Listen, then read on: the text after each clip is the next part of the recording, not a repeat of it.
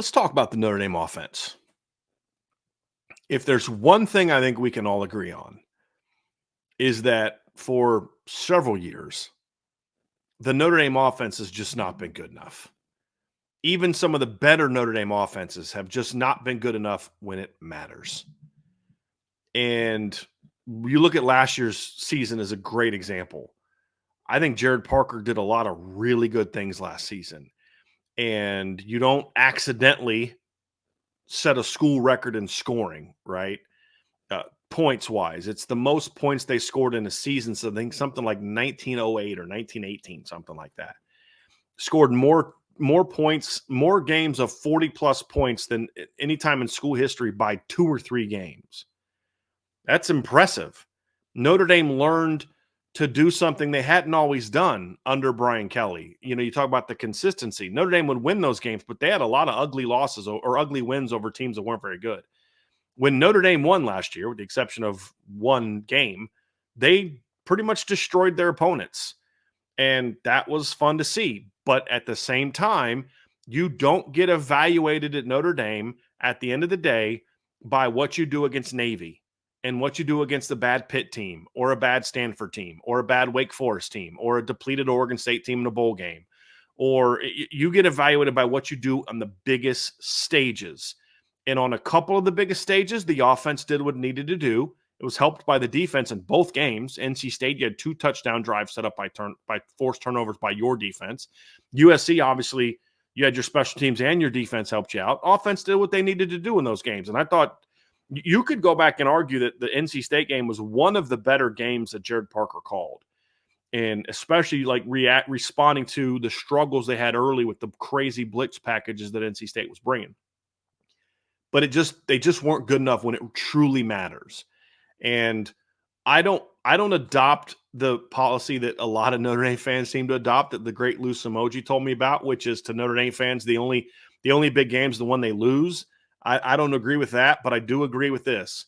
You're ultimately evaluated as a player or a coach by what you do when it's in the big games. What do you do when the lights are brightest? What do you do when there's more on the line than just, hey, we're the more talented team. We can kind of roll the ball out and beat this football team, right? I don't care that you pass for 400 yards against Northern Illinois if you don't make the throws you need to make against Texas A&M or Florida State or USC or Louisville. Same with every position. And so when it comes to the offense, there's been some fun teams to watch. There's been some really good players come through here over the years, but it's been a very long time. I would argue since 2005 that Notre Dame had an offense that was capable of saying you can win a championship with that offense. And I'd be curious what you guys think about that statement about 05. I don't know that any of Brian Kelly's offenses were truly championship offenses. You could argue the closest was 2015. But when I think to that 05 team, I've often asked myself, what if that 05 team had the 2012 defense? What if that 05 team had the 2018 defense or the 2023 defense? Like, what would that team, what if Brady Quinn had that type of defense? Now, they had talent on defense, but they weren't coordinated well, and they had some holes and just really weren't good in the big games or the big moments. So it's been a long time since Notre Dame's really had a championship caliber offense, and that's where they need to get to. We don't know if the 2024 offense will be a championship caliber offense. What I do think, however, is that this is the best chance they've had in a long time, even with the issues in the offensive line. And so we're going to kind of look at why I think this offense has a chance to be really good and and what could be the stumbling blocks of this. But the first question to ask that's unique to the offense is this. I talked a little bit about Coach Freeman and what we need to see from him in the first section of today's show. But there's something else that I purposely left out that I need to see from Coach Freeman if this team is going to truly take that next step. It's this. Will he truly turn the offense loose? Now, I believe that he intends to do that. That's why you go out and hire Marcus Freeman. That's why you bring in Riley Leonard. That's why you bring in Chris Mitchell and Bo Collins and Jaden Harrison. That's why you bring those guys in. That's why you recruit Jeremiah Love. I don't think you recruit Jeremiah Love and Jadarian Price and Keedron Young and Aeneas Williams and Cam Williams and guys like that if you're just going to go out there and kind of we want to play ground and pound football and win 20-13 and not make mistakes and not make turnovers and do all. I think if your plan is to be that, you don't recruit the way that Notre Dame is recruited. You don't recruit CJ Carr. You don't do those type of things. But recruiting to be that way and actually being that way when games start are two different things. And what I'm not saying is, okay, is he going to let them go out there and throw the ball 60 times a game and try to score 50? That's not what I'm talking about. What I'm talking about is being aggressive. What I'm talking about is, will he have the mindset of, hey, always want to focus on protecting the football, but not obsess over it to the point where you limit big play opportunities. And that's always my fear with a defensive head coach is, are you so obsessed and so turnover averse that you really kind of handcuff yourselves? If you're an aggressive offense, you're going to have some turnovers. It's just a part of the game. Doesn't mean bad turnovers or not smart turnovers, or it's just they're going to happen. You can overemphasize not turning the ball over, just like you can underemphasize it. If you underemphasize it, then all of a sudden you're turning the ball over in stupid moments and making bad turnovers and things like that. That's not what I'm talking about. What I'm saying is, do you do it so much that you sort of have that paralysis by analysis type of thing that I don't want to make that throw because if I turn that thing over, coach is going to be super pissed and we may not throw it the rest of the game. You can't have your offensive players having that mindset. You can't have your offensive coordinator having that mindset. So it's one thing to say, hey, we want to be more aggressive. It's a completely different thing to come out and say, hey, listen, we're going to be aggressive. I'm okay with making mistakes. I'm okay if you throw for a deep shot on 3rd and 1. I'm going to let you go for it on 4th and 1. We're going to do this. We're going to do that. We're going to be willing to attack opponents because think about the name offense. Just the very definition means we're attacking. We're going on the offense, right? We are the aggressors. And for far too long, Notre Dame has had way too many teams that sort of allowed the defense to determine who they would be on offense, meaning the opposing defense. Well, they're good here, so we're going to avoid that guy because we don't want to make a mistake. We don't want to do this. We don't want to do that. They're going to do this. We're afraid of turning the ball over. We're afraid of giving them short fields. We're afraid of giving them points. So we're just going to play real conservative and just, try to be smart and put together long drives. And that's fine. You need to be smart. You need to put together long drives, but you also need to be willing to score from 70. And you're not going to have a chance to score from 70 against equal teams if you're not willing to take some chances at times. And sometimes the chances aren't the thing that open up that big play opportunity. You can maybe hit a couple deep shots. Maybe you hit one for a 40-yard gain. You hit another one for 30, and then you miss 2 or 3. But you've shown that team, we're gonna come at you. We're gonna throw the ball down the field. So maybe that alters their coverage structure, and that's what you need to hit that screen for a 60-yard touchdown, or that's what you need to get that one extra defender out of the box that allows you to hit up a big play in the run game. And so but you have to be willing to be the aggressor, and not just against Navy, and not just against Tennessee State, not just against Pitt, not just against Stanford, not against Wake Forest, teams that you can make a mistake and still dominate them. What we saw from this team last year is when they were playing inferior opponents, very aggressive football team, shots down the field, 70-yard touchdown here, 70-yard touchdown there, all those type of things. And far too often you'd get into those big games and they wouldn't do it. And I see in the chat, oh, we didn't have the receivers. Bull crap. I'm so tired of that excuse. Go watch the All-22. Go talk to anybody who was at those games. The receivers were getting open deep against Ohio State last year. The receivers had 3 or 4 chances for big plays against Clemson last year, but the quarterback wouldn't pull the trigger, and the plays weren't called enough. Why was the quarterback not willing to pull the trigger? He pulled the trigger on those throws of Wake Forest. Do we really think that Sam Hartman just came to Notre Dame and just kind of cowered and was afraid of this? No, it was the way they ran their offense on a day-to-day basis. They were so afraid of turning the ball over that they were unwilling to take some of those one-on-one chances. That's the problem. Not, oh, they didn't have enough talent at receiver to hit a couple of those big shots. Nonsense. That's a cop-out. That's a cop-out that Notre Dame coaches have used in the past, and that's a cop-out that fans have used in the past. And that was not the case last year, and it's definitely not the case this year. And so I don't want to hear that anymore from people that only watch the games on TV, because it's not it. That's an easy excuse that too many people turn to really protect coaches who are unwilling to be as aggressive in those moments. If you're a team that is going to play ball control, ground and pound offense against Ohio State or Texas A&M, then do it in every game and just perfect that. But don't be this aggressive, throw the ball down the field against teams that you're way better than, and then you're not willing to do that against the best teams on the schedule, right? That's what I want to see differently. That's what I mean by Coach Freeman turning the offense loose. That doesn't mean undisciplined. It doesn't mean taking unnecessary risks. It doesn't mean accepting your quarterback throwing 15 interceptions. But if it means I'm going to throw 8 instead of 6 or 9 instead of 6, but that's going to then open up more and more and more big play opportunities, I can live with that as long as they're not dumb interceptions, right? Like taking a shot on 3rd and 5 from midfield is not something I have a problem with. Ball gets picked off at the 12-yard line because you took a shot. I don't want it to happen. I'm not okay with it, but I can live with it because you're trying to make something good, as opposed to, okay, let's just get the first down. But you're still not in field goal range. Sometimes it's going to work. Sometimes it's not. You have a defense now at Notre Dame that you can take that chance and know your defense is going to have a 3 and out and get you the ball back. You're probably going to start your next drive close to that 50-yard line anyway. That's kind of where I want to be. You may not hit that play all the time. You may throw a pick 1 or 2 times, but you're also going to hit some of those balls. I can promise you this. I'm not the smartest guy in the world, but I can promise you this. It is impossible to complete deep throws when you don't throw the ball deep, right? Like that's the rocket science that I'm giving you guys today. If you don't take those shots down the field, you're not going to hit them. I promise you that. It's the only way you can hit them is to take those shots.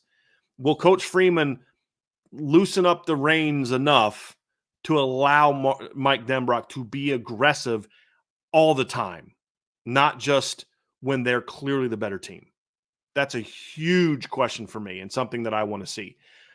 I do understand at times not being that way. Like I actually think last year there was a justification for not being as aggressive in some of those games, but it wasn't because of the receivers. It was because of the offensive line, because you couldn't be sure if you could kind of have that type of impact up front, or the time to make the impact throwing the ball, where you go into certain games saying, hey, we want to throw the ball down the field. Like Duke is a perfect example. They came out pretty aggressive early against Duke, throwing the ball down the field. You had the deep seam shot to Mitchell Evans. You had the deep go route to Tobias Merriweather. He didn't catch it, but you took the shot. You loosened Duke up. But the problem was Sam Hartman was getting drilled a lot. And eventually that drilling started to get to him before he could get the ball out. And that's really what stalled the offense. Same thing against Louisville.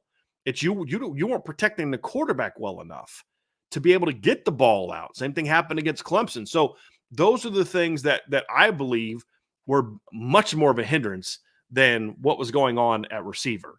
And I don't care if they had a converted running back was a big play weapon. Again, if you have any access to all 22 like I do, you're going to see there was at least 3. And I actually pointed this out on the message board. I showed you 3 clips where Chris Tyree was open for a big play and the ball just never came out. You've got to be willing to take those chances this year. That starts from the top down.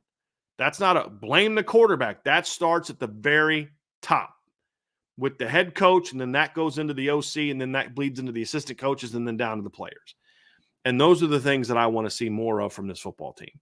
And if Coach Freeman's willing to turn it loose, again, within reason, then I think this team is going to be dangerous, because I do think there's a lot of talent. But that's a mentality thing. And you can't just turn that switch on and off. It's got to be who you are.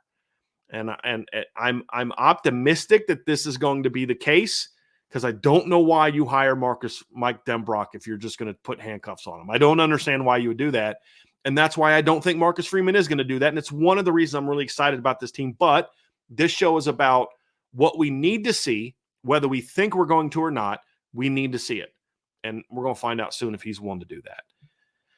And by the way, Sam Hartman had no problem reading defenses. Again, I think sometimes that's a coaching thing. He had no problem reading defenses for several years at Wake Forest. It's easy for us to like blame Sam Hartman and blame the receivers, but at the end of the day, folks, the problem is way beyond those guys. The problem starts at the top, and that needed to be addressed. And the team and they weren't there last year. So, but no more excuses on that stuff, right? I mean, if your quarterback can't read a defense, then do a better job teaching him how to read a defense. If your quarterback's not willing to throw the ball down the field, then you got to do things to get him more willing to throw the ball down the field or find a new quarterback. Those are all parts of this conversation. And that's part of turning it loose. Are you willing to go to the younger quarterback who's going to make more mistakes, but make more plays if your starter's not getting the job done? That's all part of that mindset that Notre Dame has not had on offense for a long time that they need to have. And again, I believe Mike Denbrock being here is going to be a big part of why that starts to change. And now let's get into the reasons I am confident that this offense is going to be really good. And it begins right where I ended that last section. It's the Mike Denbrock hire plus the arrival of Riley Leonard. The transfer portal has been very good to Notre Dame. There's no question about it. A program that struggled to recruit the quarterback position for several years was able to still win a lot of games because they could go to the portal. Well, this year it's a little bit different because it's a combination of you landed, in my opinion, the best portal quarterback out there, and you're pairing him with an offensive coordinator that knows exactly how to use that type of player. One of the things I felt bad about for Sam Hartman last year was Sam Hartman thought he was coming to play for Tommy Rees. And I do believe Tommy Rees's offense would have been very good with Sam Hartman. And some of the things that I was told they were going to do with Sam Hartman, to evolve and change the offense before Tommy Rees left were kind of exciting. Well, Riley Leonard's walking into a situation where the offensive coordinator he's going to work with has a decade-long track record of working with quarterbacks just like him and having a great deal of success with quarterbacks like him. You think about he went to the Fiesta Bowl. Mike Denbrock went to the Fiesta Bowl with Malik Zaire and Deshaun Kaiser at quarterback. He went to the College Football Playoff in the Peach Bowl with a guy like Desmond Ridder at quarterback. And then, of course, the last 2 years, Heisman Trophy winner, #1 scoring offense in all of college football, a team that if they had Notre Dame's defense can win a championship. I mean, if you give LSU Notre Dame's defense last year, they don't lose to anybody, I don't think. And so now he's your offensive coordinator. He has a lot of that confidence, that mindset of being aggressive, but not being like I love how Mike Denbrock attacks teams down the field. Love it. But if you look at their stats, they don't throw the ball down the field a ton. So like aggressiveness isn't just dropping back and chucking the ball down the field a million times. Aggressiveness is looking for your chances to hit monster plays and then being efficient with it. So when you look at LSU last year, Jaden Daniels, the starting quarterback there, obviously had a monster season. If you look at the Pro Football Focus numbers, he threw the ball down the field 20 yards or more last season 55 times. Sam Hartman last season threw the ball deep 57 times. Both played 12 games. So Notre Dame took more deep shots than LSU did last year. You look at medium shots, 10 to 19 yards. This is according to Pro Football Focus. Last year, LSU threw the ball 71 times in that range. Notre Dame threw it 68. So LSU last season had 126 attempts beyond 10 yards, and Notre Dame had 125 attempts beyond 10 yards. But here's the difference. LSU did it smart. They game planned for it. They just weren't taking like these one-on-one shots. They schemed it. It was a part of who they were. They were always looking for that shot. And when those shots arrived, they were successful with it.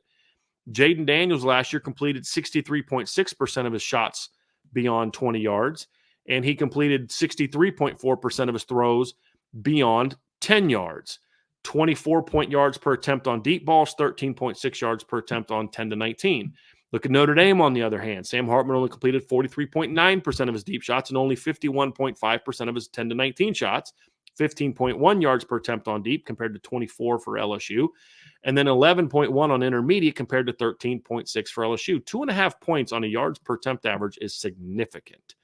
So it's not about throwing the ball 15 times a game down the field 20-yard shots. It's a mindset of we are always hunting for that big play, always hunting for that big play.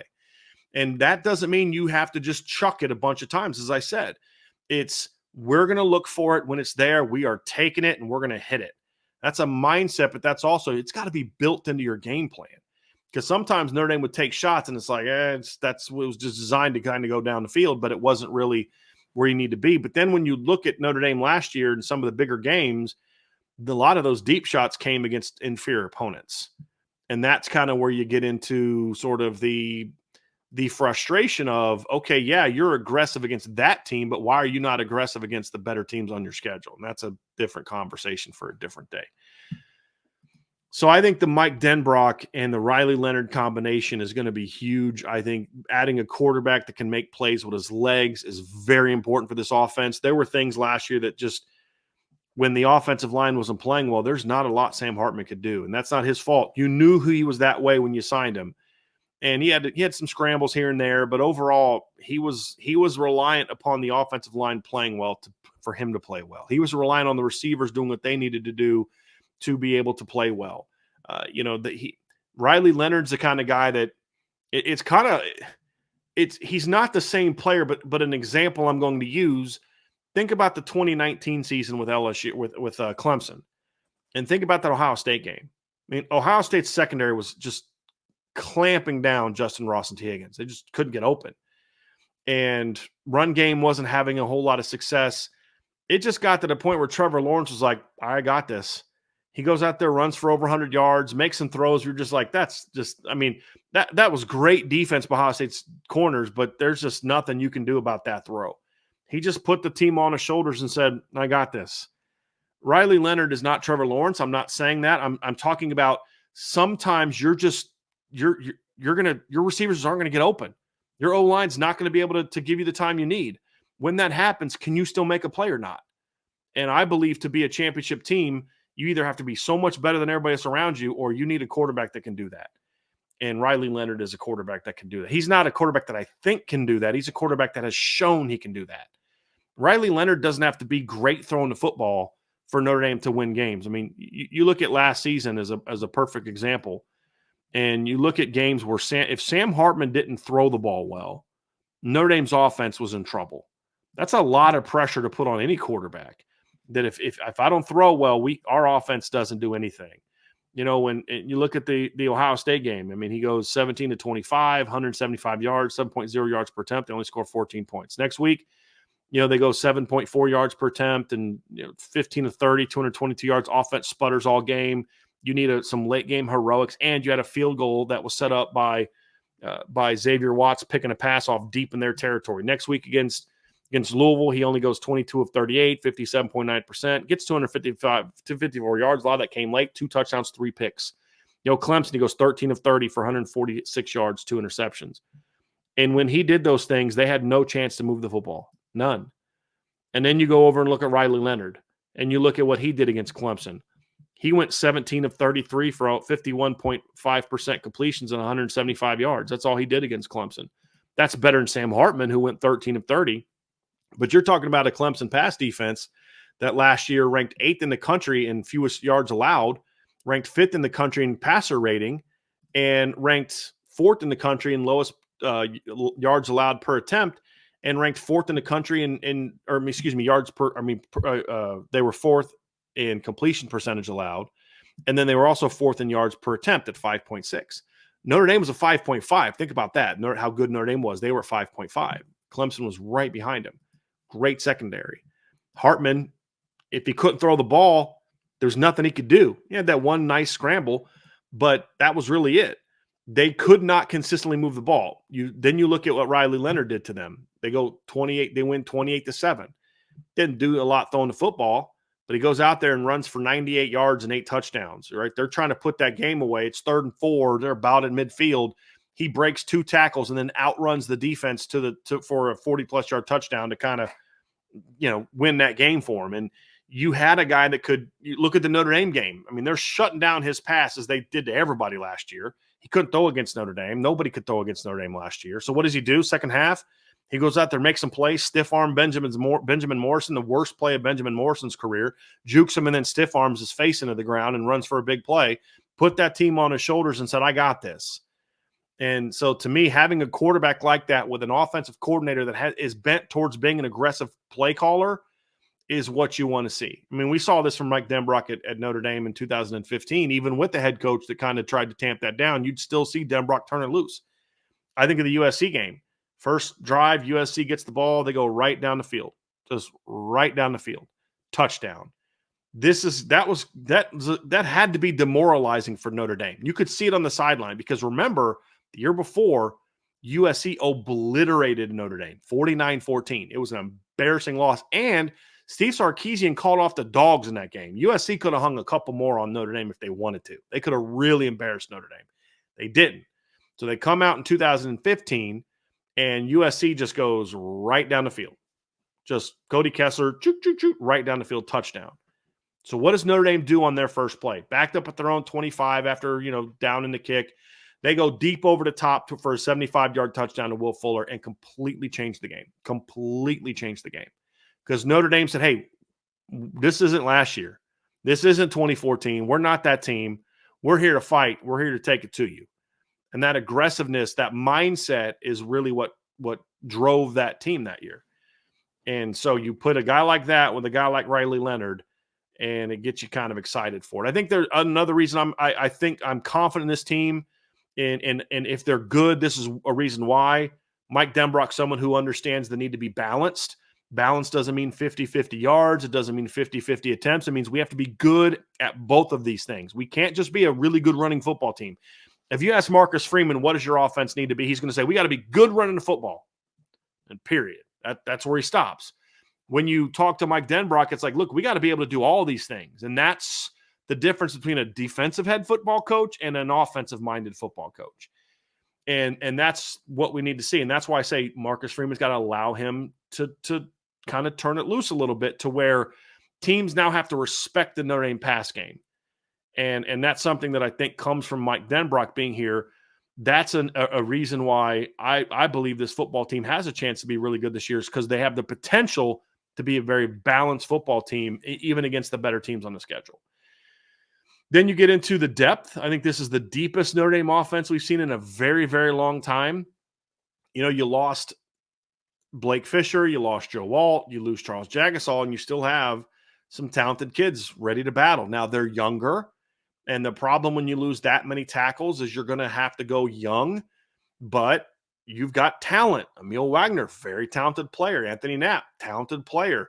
Gerby Lambert, talented player. Tosh Baker, didn't pan out the way that I hoped he would. He struggled to put all that weight on, but a veteran player that we saw start in a bowl game where they scored 40 points and had 456 yards of offense, including 236 rushing yards. So there's balance that if you lose this guy, you're okay because this guy can step in. Another reason I'm confident, there's playmakers everywhere.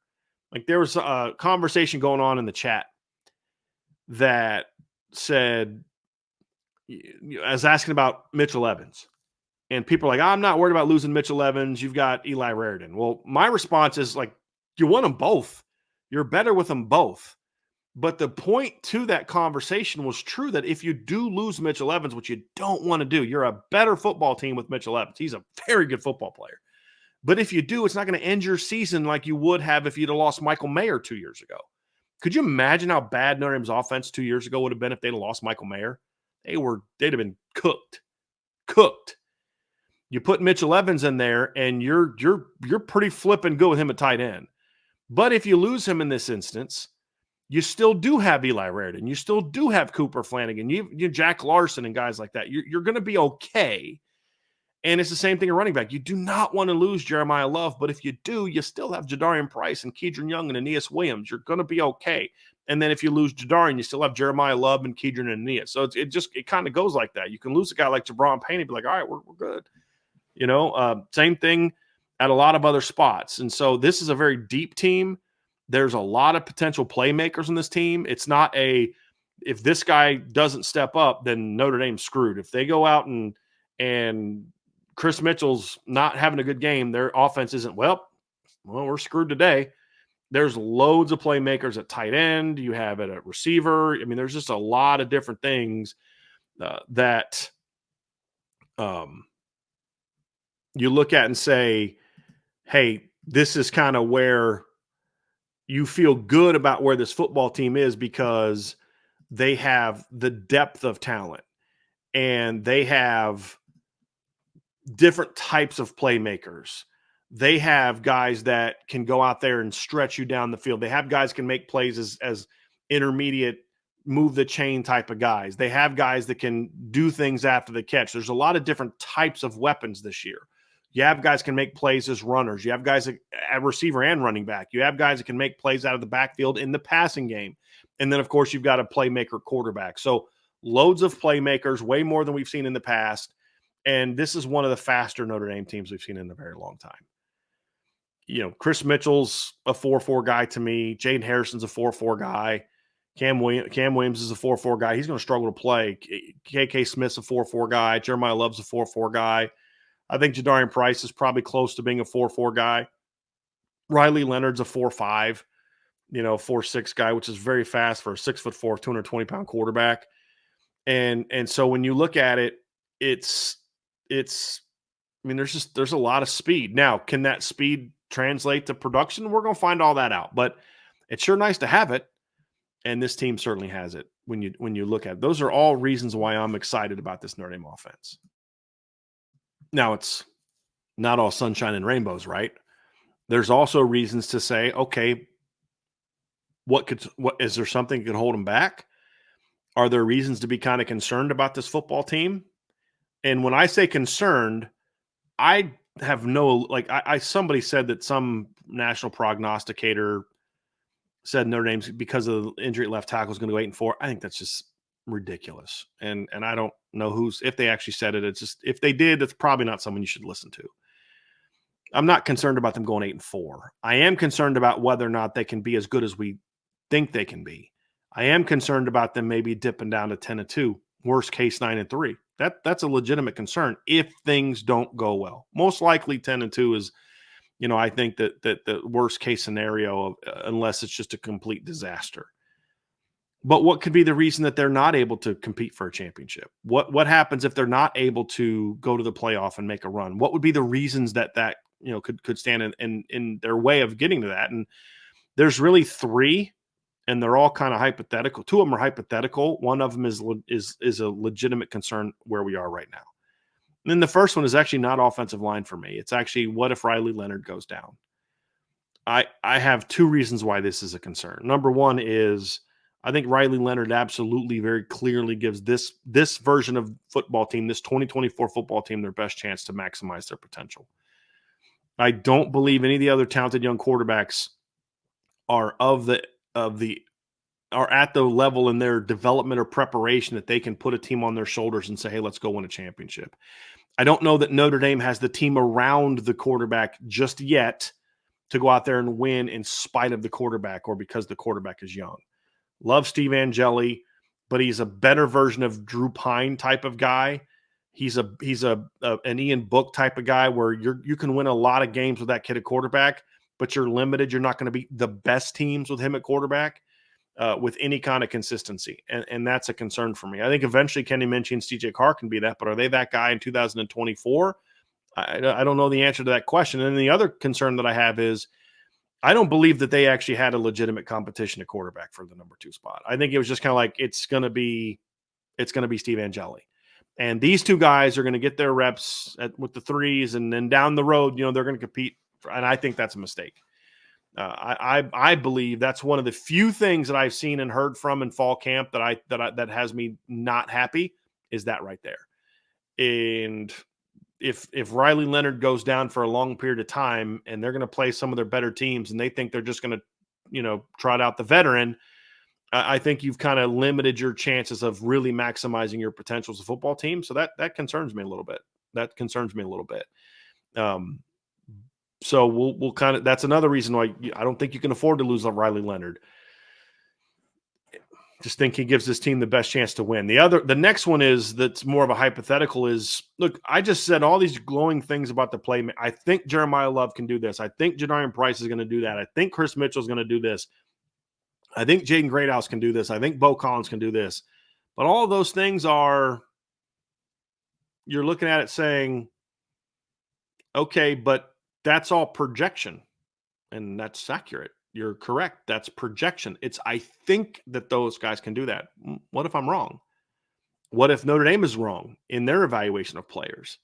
What if these guys maybe are great athletes, but not great football players? That could be something that could hurt this Notre Dame football team. I think that is at the bottom of my potential problem issue. I don't think that's the case, but that is kind of one of those things that concerns me about this team, because they're going to need those, especially with the third one, which is the more practical one, which is the offensive line. Now, I think what's happening here is there's two errors that are being made by us as fans. Number one is the panic button. Holy moly, the offensive line is going to suck because they might have a freshman at left tackle. They might have a redshirt freshman at left guard, and they're this, and they've only got 12 career starts, and then there's just season screwed. They're going to go 8-4. Okay, that to me is a way overly dramatic and unnecessarily dramatic. Like, let's take a deep breath, put our big boy pants on, and just let's talk football for a second. The other one is that I think is also an error is they're going to be just fine. Next man in. Guys, they're kind of down to their third next man at left tackle, right? Like, we can kind of be excited about the potential that Anthony Knapp has, but we can also be willing to admit, like, but this is not the path that we thought we were going to see from Notre Dame. But what's the flip side of that? Well, Anthony Knapp is going to start at left tackle if that happens, because he beat out a fifth-year senior that started in the bowl game. Say, well, man, you've only got 6 career starts on the offensive line. Well, if that's true, it's because a Sam Pendleton or a Sullivan Absher beat out returning starters. Guys, that's not a bad thing. Yes, you're going to be young and there's going to be some mistakes, but it means the talent was too good not to put on the field. They're going to be okay, but we don't need to jump into Knapp's going to be the next Joe Alt, Sam Pendleton's going to be the next Quentin Nelson, and kind of say, but they're going to be just fine. They're going to still dominate and run for over 200 yards a game against A&M and on Florida State and all these great defense. Okay, that's taking it to the extreme. The truth is somewhere right in the middle. And how does it play from week to week? I'm concerned about this offensive line against some of the better teams. I'm concerned about that.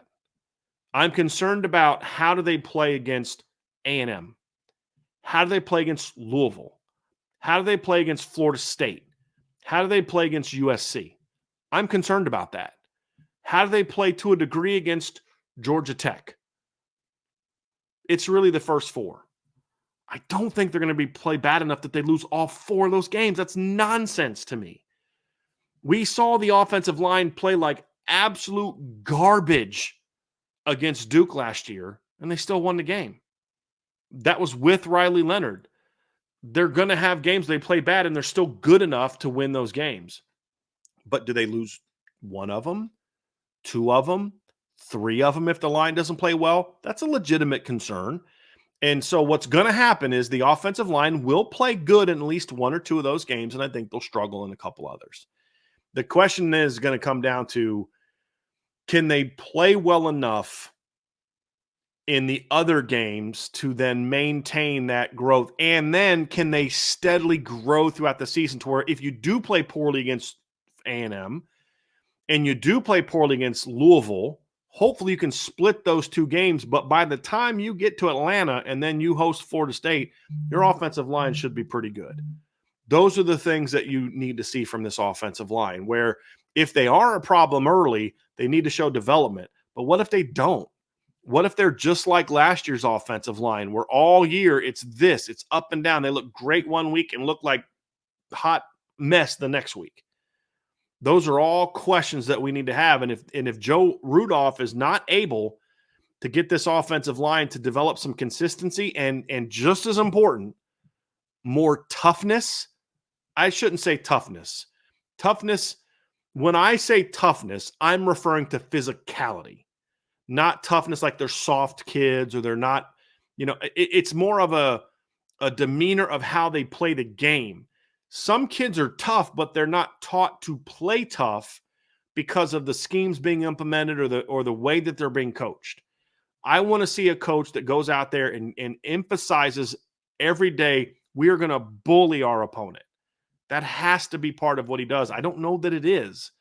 And so that's an honest concern for me. It's not even just the youth and all that. But is he going to develop the mindset that you need to really be a great offensive line at Notre Dame? That's a question. And if he doesn't, then that's going to be the reason that Notre Dame doesn't reach its full potential. If he does, if he simply gets them to be physical every week, then they will survive the games where they're not assignment correct the way they need to be. They will survive the games where their tackle gets beat a few too many times by that other team's really good defensive end. They'll survive those type of games and win because they're physical, because they're tough, because they compete.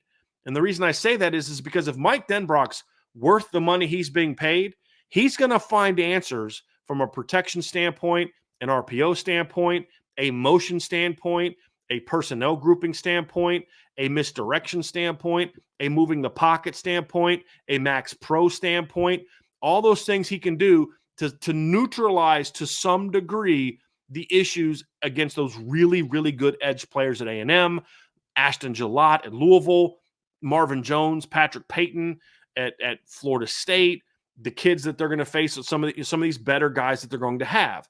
But if that is combined with an offensive line that just does not play physical football, that's how Notre Dame gets beat. That's how they get beat.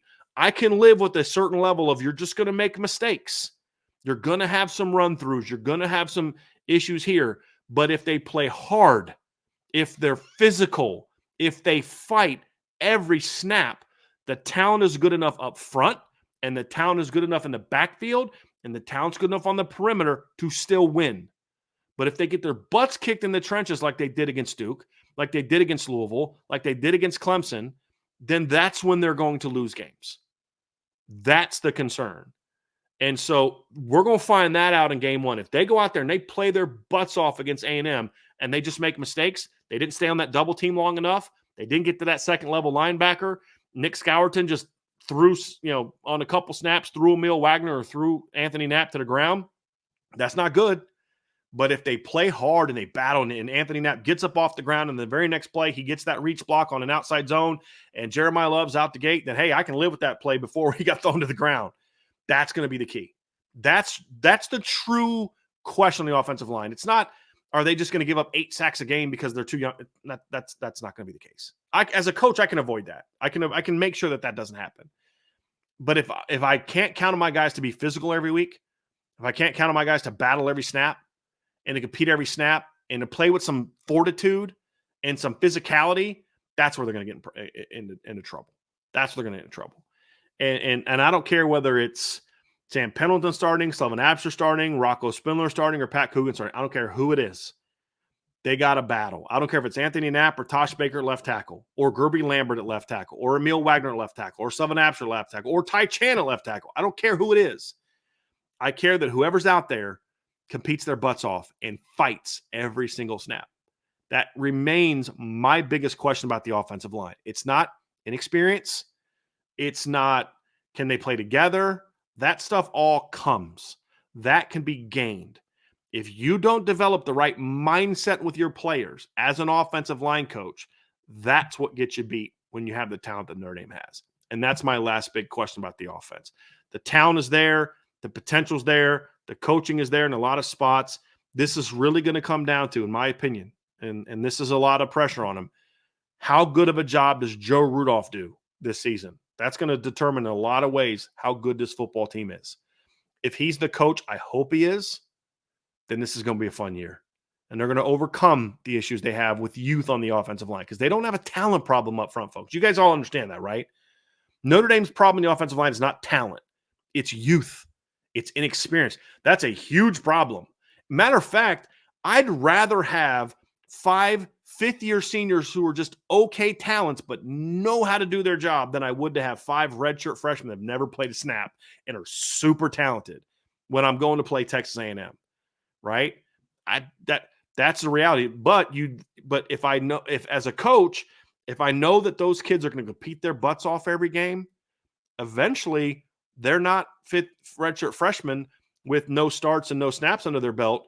They're now redshirt freshmen who have 9 starts under their belt, 10 starts under the belt, hundreds of snaps. They're going to get better and better and better as long as they compete, as long as they fight. And that's what we're going to find out. It's not talent. It's a mentality. That's going to determine if Joe Rudolph does his job this year. That right there. So that's going to end the offensive section. We're going to get to the defensive section next, folks, before we get there. Do me a favor, hit that like button, hit the subscribe button, hit the notification bell, share this podcast, give us a 5-star review. I would greatly appreciate that very, very much. If you have not done so, sign up for the message board at boards.archbreakdown.com. I promise you're going to love the stuff we got going on there right now, and you're going to love the stuff that we got coming up for you this season, I believe, anyway. Especially if you're a nerd like I am and you like film breakdowns and stat breakdowns and stuff like that. You're definitely going to get that stuff because I'm going to be doing all that stuff this year. It's going to be a lot of fun, a lot of fun. If you want to check that out at boards.archbreakdown.com.